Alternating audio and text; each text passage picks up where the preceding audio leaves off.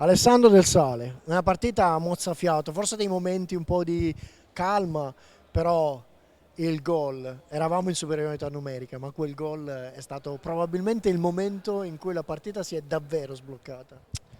Ma credo che questa partita abbia visto tante partite in una perché c'è stato un primo tempo dove abbiamo costruito tanto, magari raccolto un po' meno di quello che meritavamo.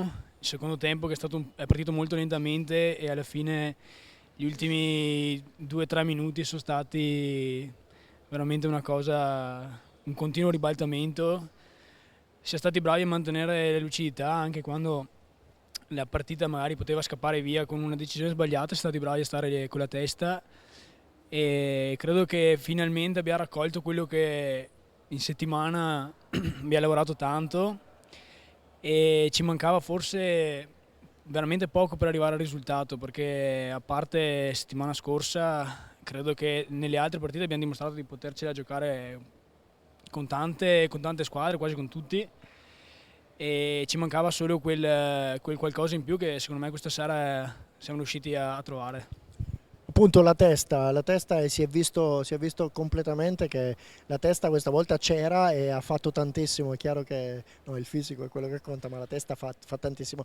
Probabilmente due forse disattenzione, cioè quando siamo passati in vantaggio abbiamo subito un attimo, in 2 minuti, il recupero, no? E queste disattenzioni forse sono i punti sulla quale forse c'è ancora un po' da lavorare.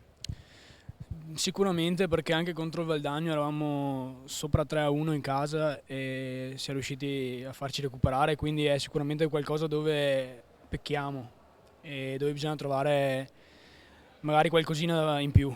Questa sera sì, è vero, ci siamo fatti magari riprendere verso il finale, però sì, siamo stati bravi e comunque a rimanere lì nonostante tutto, perché la partita poteva prendere un'altra piega e poteva magari prendere una piega più per il Bassano, che sicuramente ha fatto una gran partita, però noi forse siamo stati un pelo più lucidi e siamo riusciti a sfruttare nel finale tutte le occasioni che abbiamo avuto e credo comunque sia meritato per quello che si è visto nei 50 minuti sicuramente. Del tutto meritato, grazie mille, godiamoci tutti il momento e tra una settimana ancora qui per la prossima. Grazie Alessandro. Grazie a te, buona serata.